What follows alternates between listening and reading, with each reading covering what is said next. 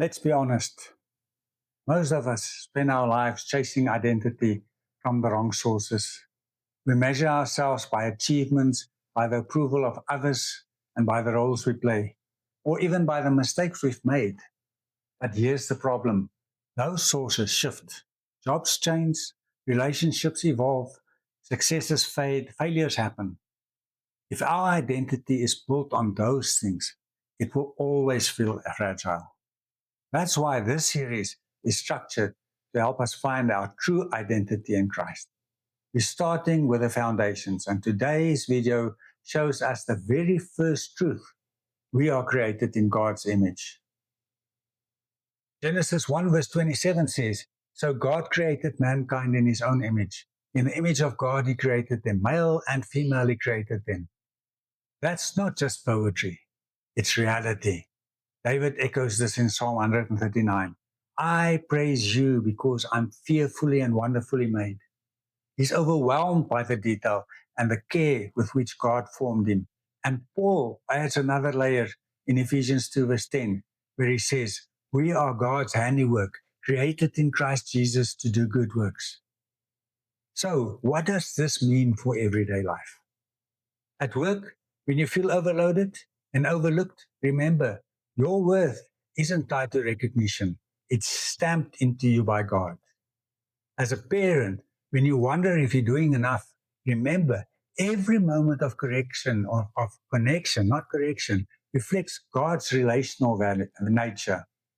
When you create, whether it's a meal, a design, or a song, you're mirroring God's creativity. When you stand up for someone who's being treated unfairly, you're reflecting his justice.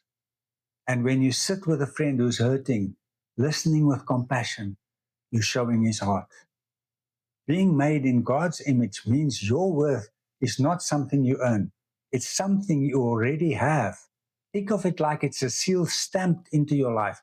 No matter what happens, the imprint remains. This truth dismantles the lies of performance and shame. When the world says, "You what you achieve," Scripture answers, "No, you're what God made you."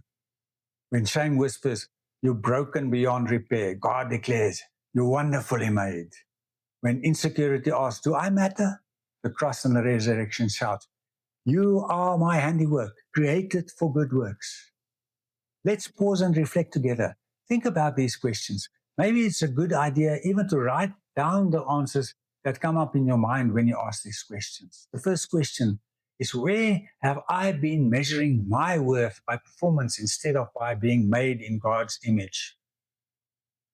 The second question, what label have I been carrying that doesn't belong to me? And then the third question, how does knowing I am God's handiwork change the way I see myself today? Let's talk practical application. You might be saying, it's all good and well to hear these things, but how can I make these truths that you spoke about my own?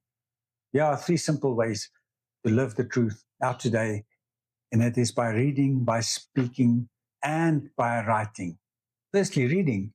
Read Genesis 1 verse 26 to 31 and Psalm 139 verse 13 to 16. Read it out loud and let the words sink in. Secondly, write a letter to yourself from God's perspective, beginning with the words, "I made you," and then list the specific qualities he delights in. Thirdly, declare 3 identity statements during the day. Firstly, I am made in God's image. The second identity statement is, I am fearfully and wonderfully made. And the third identity statement is, I am God's handiwork. These aren't just exercises, they're ways to retrain your heart to live from identity and not from performance. There are also some prayer prompts you can also carry with you. The first one is, Lord, show me where I've been measuring my worth by performance instead of being made in your image. The second prayer that you can pray is, Father, highlight one gift or trait in me that reflects you. Teach me to steward it well. And then thirdly, Spirit, reveal a lie I've believed about my value and replace it with your truth. Let's close this time in prayer. Father, thank you that I'm created in your image. Thank you that you formed me with care and intention and that my worth is secure in you. Help me see myself through your eyes and live from identity, not from performance. Replace every lie with your truth and let my life reflect your character. In Jesus' name, amen. Now, let's declare this together and declare it throughout the day. I am made in the image of God. My worth is inherent and secure in Him. Say it aloud, let it sink in, and carry it with you today. This is just the beginning. This chapter lays the foundation. Identity in Christ. I am made in God's image. In the next session, we'll build on this truth and tackle the question of roles versus identity, because too often we confuse what we do with who we are. So join me in the next session. Let's keep walking together, and we'll see you again.